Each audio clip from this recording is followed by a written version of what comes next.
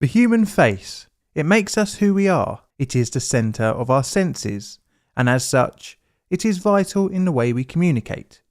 But not what you think. Yes, we use our mouths to talk, but our faces are much more than that for broadcasting our thoughts and feelings. Just one look at a person's expression can tell you so much about the emotional state of the individual. A smile, a frown, a scowl, each one can tell you how to interact with someone. Although this is something we take for granted as a natural part of the human condition, some scientists have looked to categorise and study our facial expressions. One such study took place in 1924, and in order to create genuine reactions in its test subjects, various stimuli were used, which would bizarrely culminate in the participants being asked to behead a rat in order to track their facial expressions. My name is John, and today we're looking at the 1924 facial expression experiment. Welcome to the dark side of science.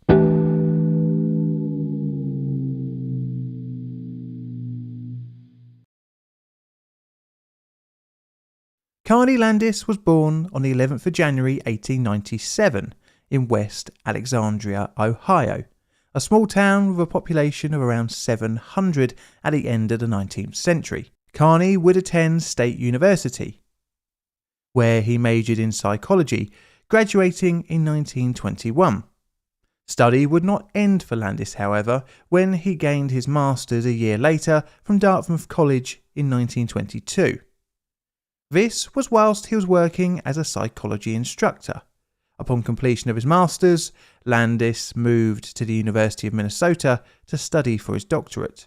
During his education, Landis read various scientific studies into facial expressions, one of which was Darwin's The Expression of the Emotions of Man and Animals, his third book in his series of works on evolution. The book looks to delve into emotions of humans and animals alike, and features multiple pictures of faces in various different emotional states. For the animal kingdom, Darwin shows various expressive movements of dogs, cats, horses, ruminants and monkeys. He visualizes various facial expressions in the book, showing joy, affection, pain, anger, astonishment and terror. The book also has photographs and illustrations of human faces in various states of emotion, from happiness to fear and anger. The book was originally released in 1872, with a second edition compiled by Darwin's son in 1890, and this was likely the version that Landis studied. One of the other main works that Carney took inspiration from was R. Schultz's Experimental Psychology and Pedagogy, translated into English in 1912. This work touches on facial expressions and looks at the links between psychology and education.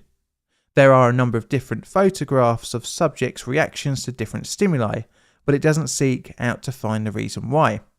The final, and probably the work that Carney would take as a basis for his later experiments, was Herbert Langfield's The Judgment of Emotions from Facial Expressions in 1918. This study would take place at Harvard's Psychological Laboratory.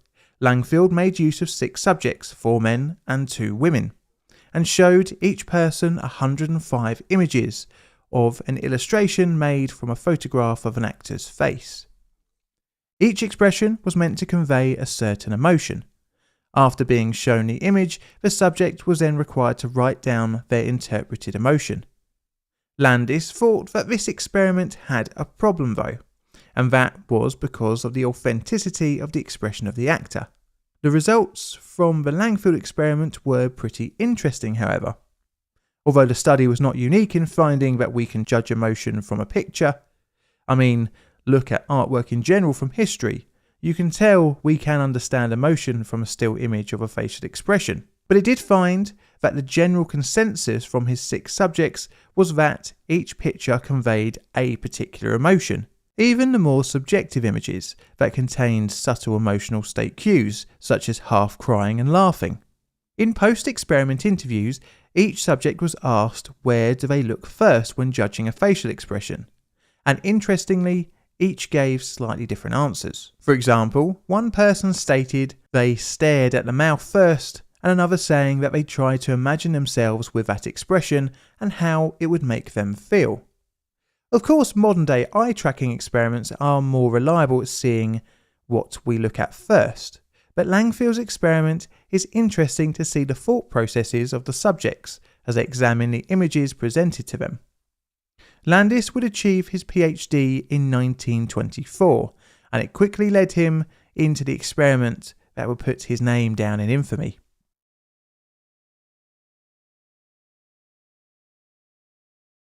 Landis took from the books and papers he had studied and saw a question unanswered. What is one's facial expression when exposed to real-world stimuli? Schultz's experimental psychology and pedagogy did touch on this by giving children bitter, sour and sweet-tasting items and photographed their expressions. However, Landis wanted to go deeper. He wanted to see if there was universal expressions for certain stimuli. Landis started off with his studies of emotional reactions, a preliminary study of facial expression in mid-1924. He made use of 19 test subjects, all men from Dartmouth College. The experiment was set up in a regular laboratory room. In order to record the facial expressions, Landis had access to a motion picture and ordinary still-producing cameras. Landis had a specially constructed table, behind which the subject was seated. This was placed in the centre of his setup. In a wall 8 feet from the subject in front of them, several small openings were cut, through which cameras were focused. Before the experiment would begin, Landis said to the subject, "I'm making a study of facial expressions. All you have to do is to be seated behind the table and act as naturally as possible in the various situations that follow. Don't try to be emotional or show a poker face. Try to forget the cameras and act natural." Various stimuli from 9 categories were presented to each subject, and after each situation, a card was given to the participant with a number of emotions written on it, such as boredom, abstraction, dreamy, indifference, interest. Also a space labelled feelings other than those mentioned. Each situation, however, would have a slightly different card. The experiment's stimuli started off pretty tame, culminating in a fairly harsh finale. First off was classical music, a phonographic reproduction of Die Walküre by Wagner. Around a quarter of the subjects indicated interest, with the remaining showing indifference or boredom. Landis noted of the facial expression of a vacant stare in most. In a similar vein, the second stimuli was jazz music, a phonographic reproduction of My Man. The majority of the subjects indicated a rhythmic feeling, with around a quarter indicating boredom or indifference. This was shown on the facial expression, with 12 cracking a smile, and the opposite for the remainder of the subjects. The third stimulus was, this time, visual, with Giorgione's Sleeping Venus and Bulgaro's Birth of Venus. Both images are of unclothed women. Most indicated sex appeal and aesthetic appreciation, with the remaining indicating indifference. The facial expressions are shown to be smiling or smirking. For the fourth stimulus, they were shown paintings of Christ, and the facial expressions were mainly of a frown, which correlated with most indicating sadness, religious feelings or indifference. From the fifth stimulus all the way to the ninth, things started to get a little bit more cruel. Starting with vulgar pictures of direct sex appeal. A strip of pictures depicting various adult acts was used. The subjects recorded disgust, repulsion, sex appeal, and feelings of absurdity and grotesque. The facial expressions were a mixture of smirking all the way to pure disgust. But interestingly, each subject let out a noticeable gasp when shown the stimuli. The sixth stimulus were pictures to arouse horror or disgust. Illustrations in The Diseases of China by Jeffries and Maxwell were used. I've looked at the book and it is pretty upsetting with some of the images within.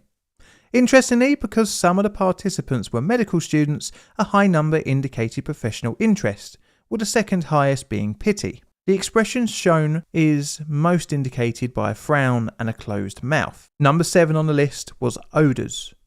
This consisted of 8 small bottles with various smelling dilute forms of cinnamon oil, spirits of peppermint and others. But the final was the actual interesting item. The bottle was marked syrup of lemon but actually contained ammonia. Needless to say, the reactions to the sweet smelling items resulted in generally happy expressions. But the shock of the ammonia yielded an instant reaction of disgust, followed by a small smile. The penultimate stimulant was a bucket filled with frogs. Each subject was told to put their hand inside and feel around.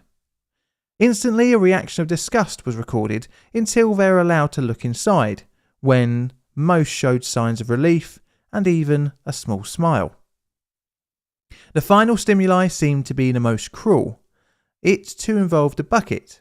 It had around 6 inches of water inside, and the subject was told with his right hand to hold onto a metal rod, and with his left hand to feel around in the bucket. There was an induction coil placed in the bucket. As soon as the hand touched it, the circuit was complete, and the subject received a substantial electric shock. All of the subject's expressions immediately went to surprise, and in the questionnaire, most indicated surprise and pain. Landis had discovered that he could generate more accurate facial expressions with his initial experiment, but he felt like improvements could be made, and set about planning the next step in his deep dive into expression.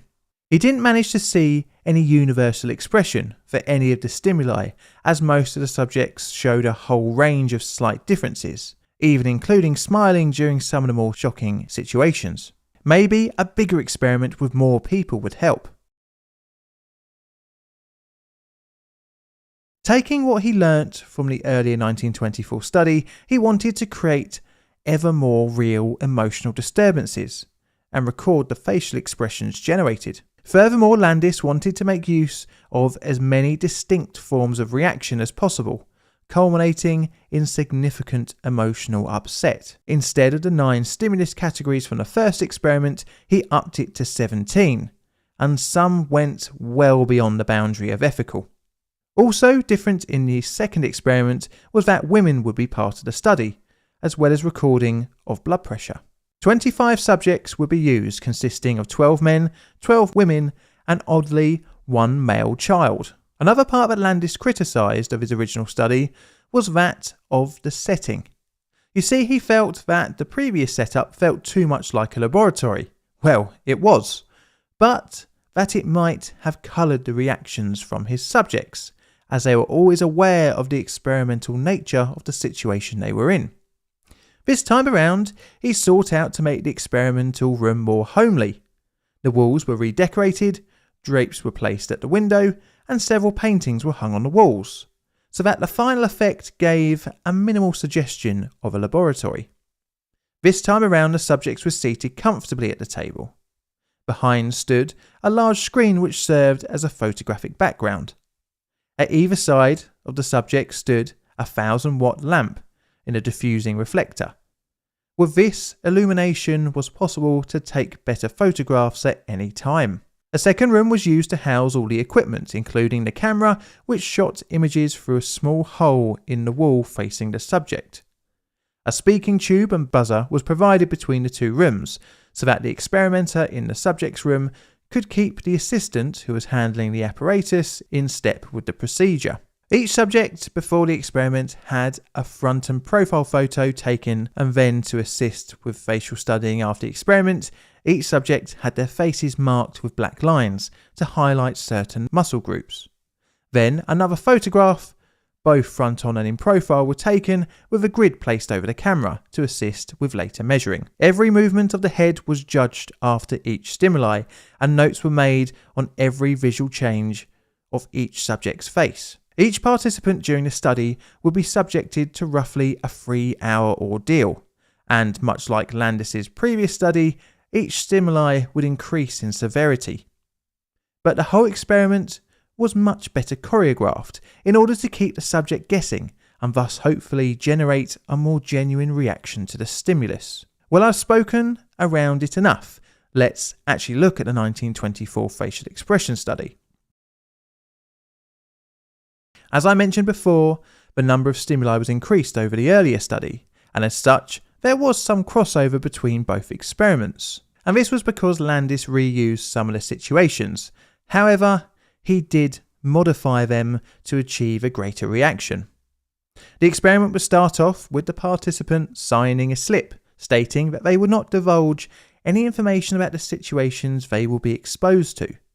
Then the subject would be led into the experiment room by an experimenter, who in most cases would be Landis himself for the men and a female assistant for the women. The aforementioned control photographs were taken and the faces would be marked up. Now, ready, the first stimuli would begin. The first two situations were music. That was aimed to calm any nerves of the participants. For the first 10 minutes, the music was the pop music of the day, jazz. This disarmed the subjects, but things would ramp up in the second section when more complex technical music was played. This was marked by their virtuosity and technique, almost having no melody. Photographs and blood pressure measurements were taken. This would be for every section, although the images would be taken at the closest moment to the reveal of the stimuli. The next section brought an interesting subject into the mix, and that was being requested to read St. Luke 6, 18-49 out of the Bible. This required the participant to pick from two pieces of paper with a letter printed on it, a T for truth or L for lie. If L was selected, points of circumstantial evidence attaching the participant to some crime were written on. They were then meant to invent a lie which would clear them of the charges on a cross-examination with the experimenter. If T was chosen, then an alibi was provided for the crime. This situation was used to try and induce anxiety and lengthen the total time of the experiment, as well as assert the experimenter's dominance. This is another carry across from the early experiment again like before, having several bottles with nice smelling fluids within, with the last having ammonia mislabeled again as lemon syrup. Situation 5 would be the first taste of Landis's now trademark of misdirection in order to get a more natural reaction.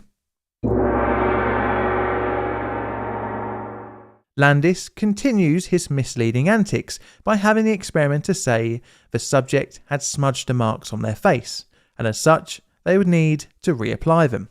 The experimenter would then go behind the screen. This would be the point they would signal to the other room to get ready for photographs and blood pressure readings. The experimenter then lit and set off a firecracker under the subject's chair.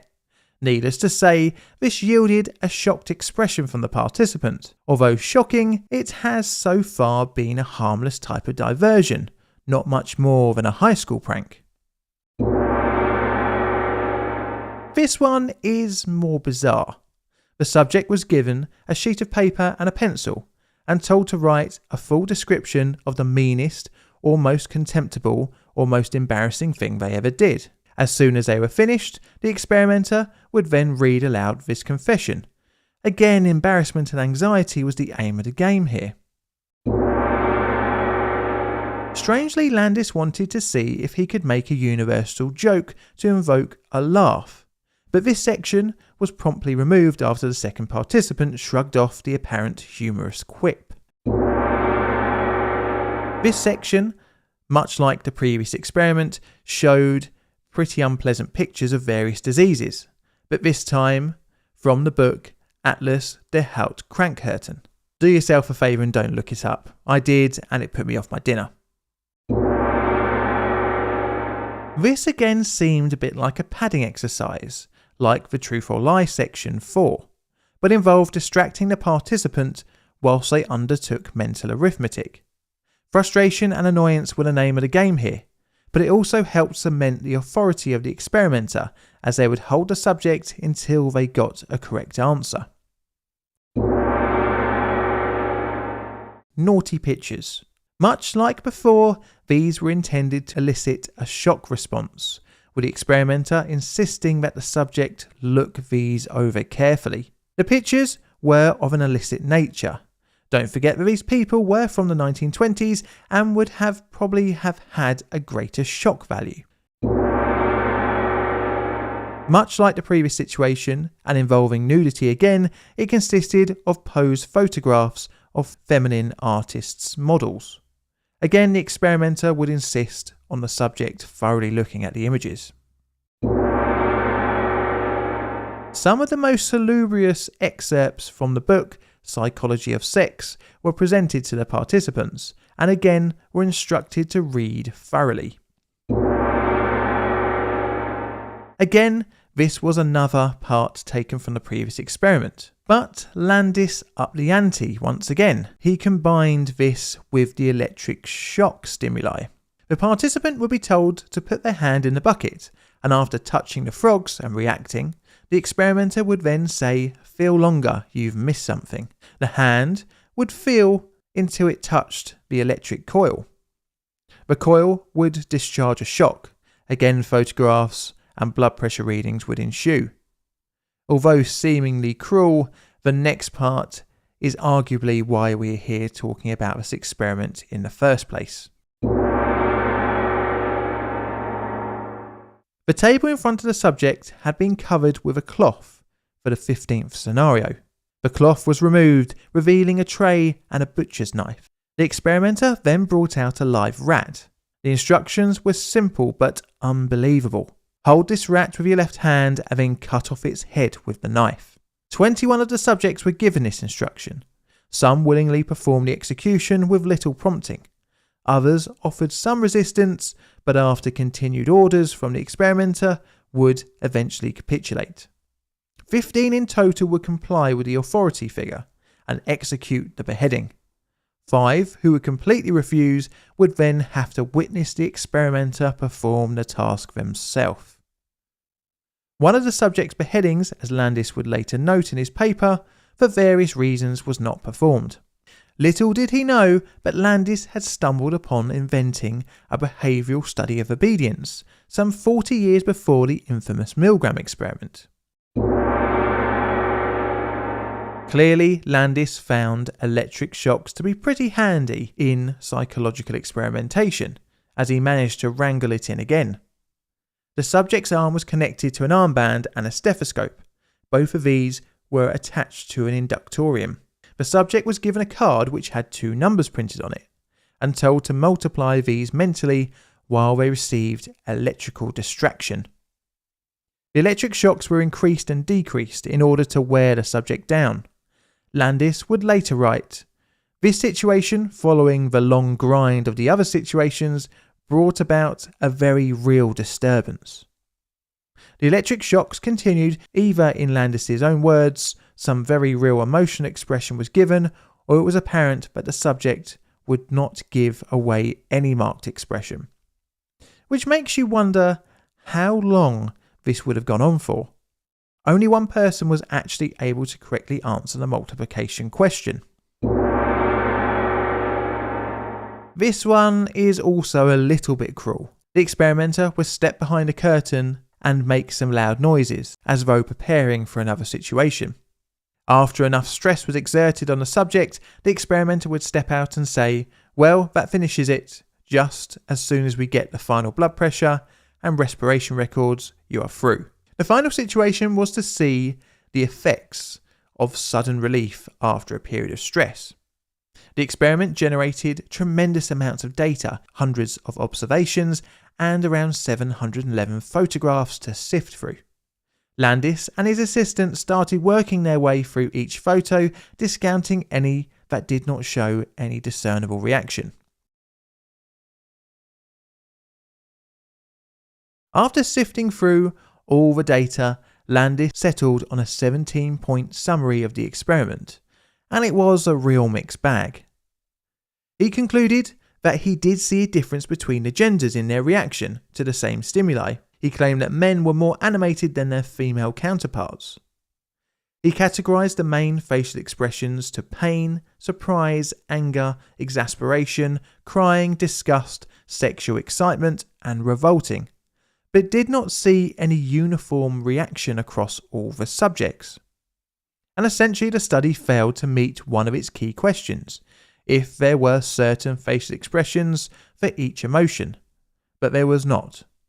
We are, after all, individuals, and the way we react to things, unsurprisingly, is individual. But Landis's results were not really the most important part of the experiment. It was his unknowing discovery which has gone down in history. The setup of an experimenter and an experimentee inadvertently led the study down the path of showing the human condition of obedience of authority. 15 out of the 21 beheaded the rat, something that many people, I'm sure, even in 1924, thought to be a severe action. Not something many would be willing to do, be it on moral grounds or just from being squeamish. But someone with authority nudging them was all that was needed to end a poor rodent's life. This is where the ethical concerns also come into play, as it could be considered animal cruelty to kill for no other reason than to kill. Even the deaths of the rats weren't swift. In Landis's notes, he said, "The effort and attempt to hurry usually resulted in a rather awkward and prolonged job of decapitation." Another big criticism comes from the fact the participants were essentially exposed to some low-level psychological torture, with the writing down secrets, electric shocks, animal murder, and scaring them with unexpected loud noises. Unsurprisingly, the most striking photos were from the shock and surprise situations. Using a male experimenter for the male participants and a female for the female participants also makes the results problematic. Really, there needed to be a control group and a much larger study group. Nearly all the participants were from a university background and did not represent a good section of society. Also, and on top of all those concerns, it was seemingly like Landis wanted to break almost every ethical issue. He even had one child participant, which brings up the problem for just this one subject of informed consent. Needless to say, Carney Landis and his experiment has aged to history like a fine 1-pint bottle of milk. This period in history was a bit of a Wild West for psychiatry experiments, with the Baby Albert experiment just 4 years earlier in 1920 and the Gaia and Donald experiment just after in the early 1930s. The animal and human cruelty elements of this study definitely wouldn't get past the board nowadays, and the experiment didn't really further the study of emotions much. The controversial experiment did not, however, affect Landis's career, where he would release multiple papers and books, even interestingly speaking out about the issues with psychosurgery. He would spend most of his career working at Columbia University from 1932 to his retirement in 1959, but sadly he wouldn't enjoy his retirement for too long, as he would die in 1962. I'm going to rate this subject between a 5 on my ethical scale and a 6. For reference, 1 being no problems and 10 being pure evil. Where would you rate it? Let me know. This is a Plain Difficult production. All videos on the channel are Creative Commons Attribution Share Alike licensed. Plain Difficult videos are produced by me, John, in a currently sunny corner of South East London, UK. Help the channel grow by liking, commenting and subscribing. Check out my Twitter for all sorts of odds and sods, as well as photographs of other things, as well as hints on future videos. I've got Patreon and YouTube membership as well, so check them out if you fancy supporting the channel financially. And all that's left to say is thank you for watching.